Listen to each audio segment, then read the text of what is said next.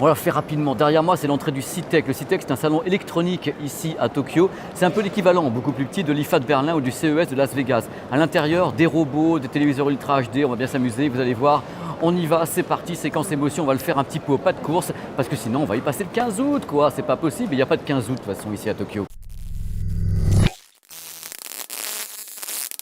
Séquence émotion, c'est important que je vous montre ça parce qu'on est devant le stand de la NHK. La NHK, c'est la plus grande chaîne de télé japonaise. Ce sont des défricheurs, ce sont des techniciens. Eux, ils bossent depuis maintenant 3 ans sur la captation en 8K, c'est-à-dire le 8K, c'est 16 fois la définition du Full HD. Alors, ils font des démonstrations ici et il y a bien sûr des prévisions sur la transmission satellite, le broadcast satellite pour le grand public. Au niveau du 8K, regardez, c'est ici, ils estiment qu'en 2020, ils pourront diffuser ici au Japon des signaux en 8K via le satellite, donc en super broadcast, avec un débit qui serait environ entre 33 et 50 mégabits par seconde. Donc j'en sais pas plus. Voilà, vous avez les crobards ici, c'est en satellite de toute façon, donc ça ne sera pas par des tuyaux réels. Alors il y a un truc super important, c'est qu'en plus le signal vidéo pourra être accompagné d'un son qui peut aller jusqu'à 22,2 canaux, c'est-à-dire qu'on a vraiment du délire complet. Là, voilà, on a le 8K, 22 canaux. Ah oui, le 8K, je viens de lire, jusqu'à 100 mégabits par seconde. On a besoin de 100 mégabits par seconde pour le balancer. Autant vous dire, c'est pas de mal à veille. Très puissant au Japon également, la marque Sharp. Sharp présente des gammes qui sont bien sûr, je vous en doutez, Ultra HD 4K, mais également, c'est la surprise, du 8K pour le business et du 8K domestique. Alors là, c'est là où on commence à paniquer un peu, dans le sens où on avait dit uniquement le secteur pro. Alors on se rend compte que Sharp, histoire de foutre un petit peu son bazar, a décidé de lancer des produits également pour le grand public. Donc voici, c'est les mêmes modèles, je vais vous montrer un petit peu. Ça, c'est le modèle 8K grand public pour le futur de la télévision ici, donc pour la NHK qui travaille en 8K déjà depuis des années. Donc on peut considérer que le Japon prévoit un lancement de ce type de produit pour 2020. Voilà, les sources, on verra bien un jour peut-être, on ne sait pas. Voilà. Nous sommes au Japon, Sharp ose les démos avec le Transilien et le RER. Moi je dis sincèrement, venir à Tokyo pour se retrouver à la gare du Nord ou je ne sais pas où, ça c'est non quoi. Et puis ils sont contents, hein. Voilà, c'est parti. Alors là, le monsieur en bas, qu'est-ce qu'il fait? Il cherche les pixels, c'est-à-dire que là, en s'approchant, quand on a 33 millions de pixels sur l'écran, on ne voit aucun pixel à l'œil nu, je peux vous dire, aucun pixel. Et le monsieur les cherche. Après, il cherche son chat, je cherche un pixel. Tout le monde cherche les pixels, mais personne ne les voit.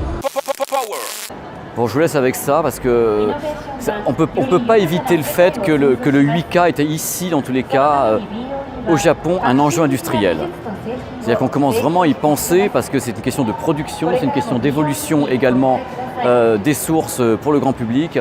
Et je suis un petit peu surpris moi-même de trouver ici autant de fabricants qui commencent à miser, beaucoup parler dans tous les cas, de 8K.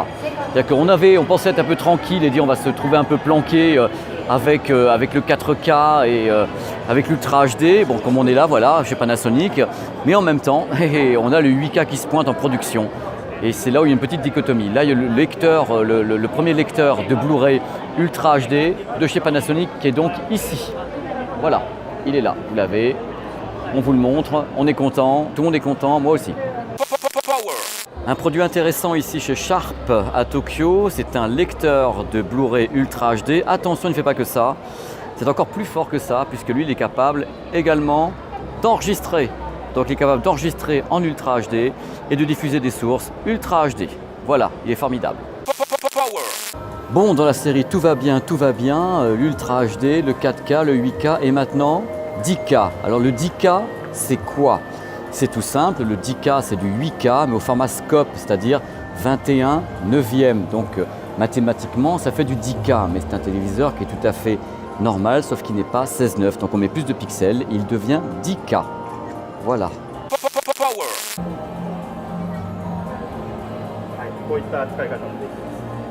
Bon, c'est très impressionnant, mais c'est pas nouveau. C'est une technique d'écran transparent.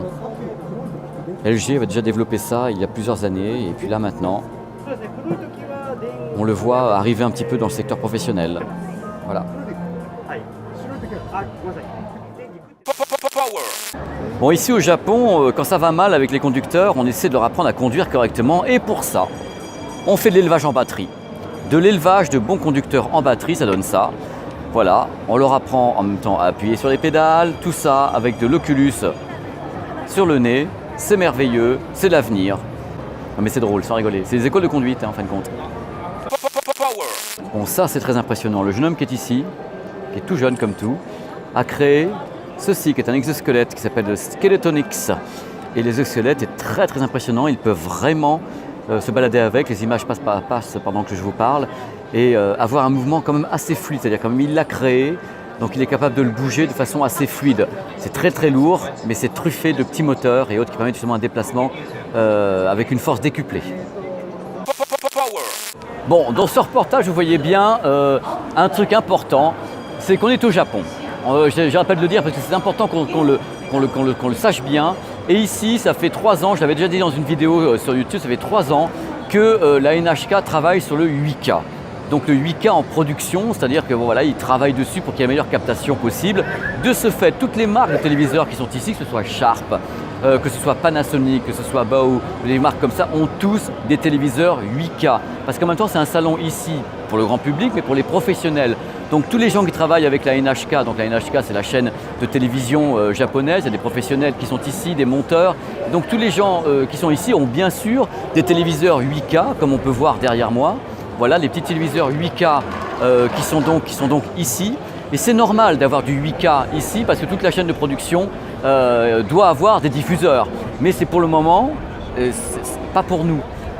Ici sur le sol japonais, ils se disent oui peut-être, j'en reviens toujours dessus, peut-être pour 2020, peut-être pour 2025 par satellite, parce que là il n'est pas question de faire passer du 8K pour le moment d'après ce que j'ai compris par le tuyau. Bon, ça sera par un satellite avec un récepteur chez soi, avec un débit d'après ce que j'ai compris qui pourrait aller de 33 à 100 mégas par seconde, le truc, pour avoir du 8K plein pot avec une image à peu près correcte.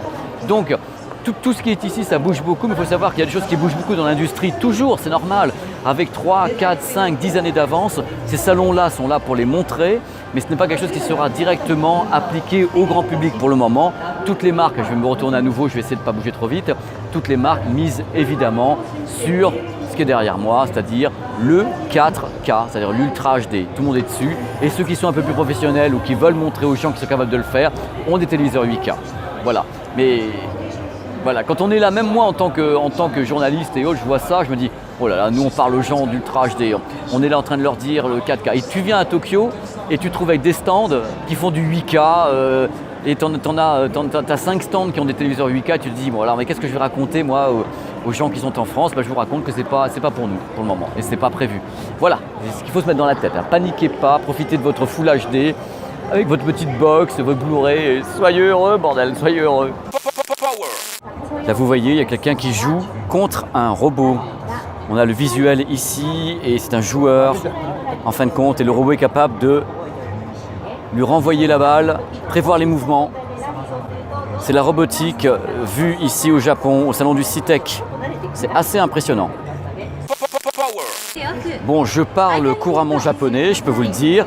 Elle parle d'un système technique qui s'appelle l'Otava, c'est le SCC500.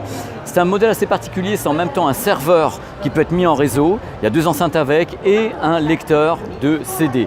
Voilà, le lecteur de CD est ici.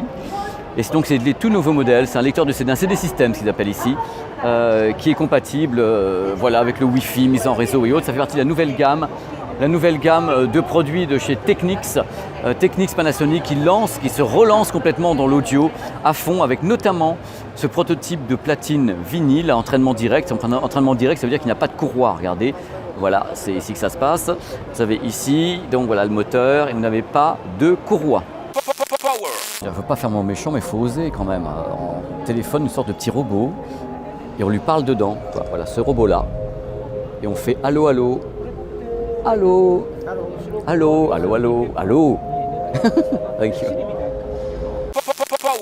Voilà, j'espère que ça vous a plu. C'est terminé pour ce numéro de Power. On va, si vous le voulez bien, se retrouver la semaine prochaine pour refaire des bêtises ensemble sur 01net TV et bien sûr nulle part ailleurs, comme toujours. Alors si vous voulez continuer à faire la tchatch avec moi, comme je vous le dis toutes les semaines, c'est normal parce que j'adore faire la tchatch. Vous pouvez continuer le dialogue sur Facebook, ça va s'afficher là.